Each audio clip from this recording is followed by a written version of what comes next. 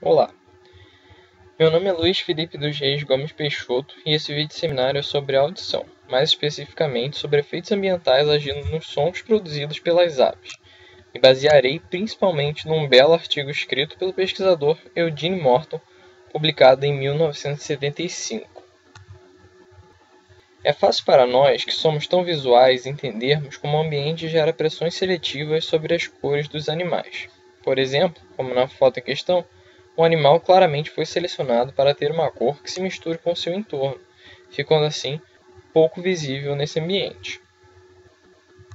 Aqui, nesse caso, temos o contrário. Por serem noturnas, essas aves, os bacuraus, possuem plumagens muito parecidas, mesmo sendo de espécies diferentes.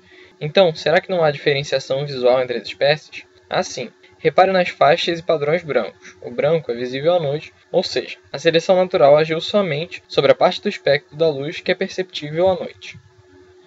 Algo parecido acontece com os sons. Avaliando de maneira simples, podemos pensar que sons mais graves ou baixos possuem comprimentos de onda maiores e, portanto, devem se propagar por distâncias maiores, sendo eficientes em áreas abertas. E também possuem menor frequência, portanto, devem ter maior capacidade de desviar de objetos, o que seria ideal para áreas florestais. Então, por que todos os sons não são graves? Porque, na realidade, outros fatores além desses influenciam os sons, até de maneira mais importante. É interessante lembrar também que algumas aves, como beija-flores, são capazes de produzir ultrassons. Entretanto, estudos recentes avaliaram a atividade cerebral desses animais quando expostos a esse tipo de som, e perceberam que eles não são capazes de ouvir nesse espectro sonoro. Voltando ao assunto, você já parou para pensar em como o som é afetado pelo ambiente? E que ambientes diferentes geram pressões diferentes sobre produtores e receptores do som? Vou abordar aqui 3 ambientes: mata, bordas florestais e áreas abertas.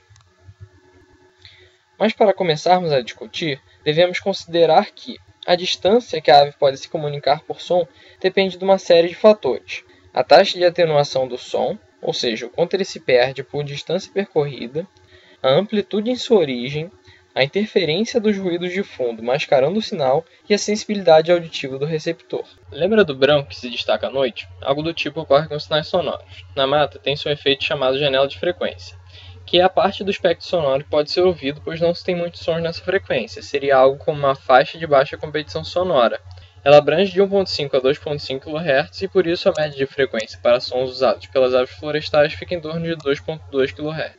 Outra característica do som de aves florestais é o uso de sons com tons puros, que se destacam da paisagem sonora da floresta e que permitem a passagem de informação por frequência e sua modulação, já que modulação temporal não seria útil aqui por causa do eco gerado pelas copas.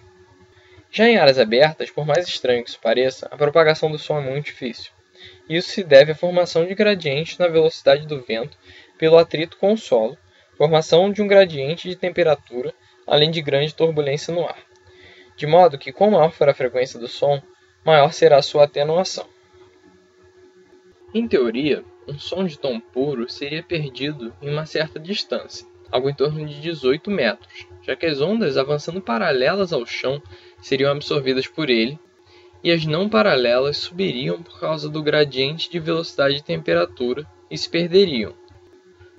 Localizando a uma altura de 3 a 5 metros, esse efeito seria praticamente eliminado. Por isso, muitas aves de áreas descampadas cantam em voo ou sobem objetos, inclusive feitos pelo homem, como cercas e fios, e vocalizam lá de cima. Repare só quando estiver andando pela rua. Outra observação interessante, que pode ser feita no dia a dia, é de que algumas espécies de aves de descampados cantam em certos horários do dia. Por exemplo, espécies que produzem sons de tom puro mais agudos cantam no início da manhã, antes que se forme o gradiente de temperatura por insolação do solo, o que faria com que ninguém ouvisse seu sinal. Por isso, ao se avaliar dados de sons de espécies de campo aberto, se observa variação razoável nas frequências produzidas, pois muitas se encontram maneiras de driblar as dificuldades geradas pelo ambiente, localizando do alto ou em voo, ou mesmo antes do nascer do sol.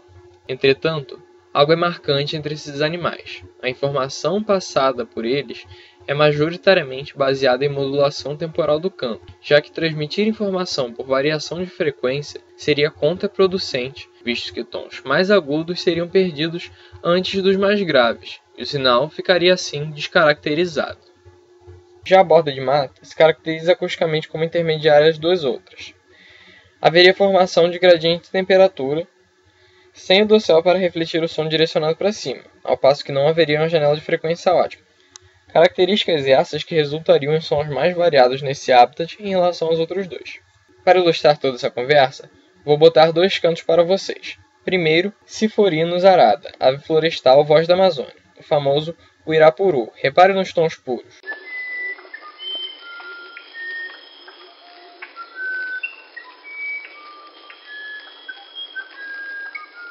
E agora, Furnarius rufus, o João de Barro, ave de área aberta, com voz com muita modulação temporal. Ele é comum no estacionamento do CCS, então se você quiser, pode vê-lo em ação ao vivo.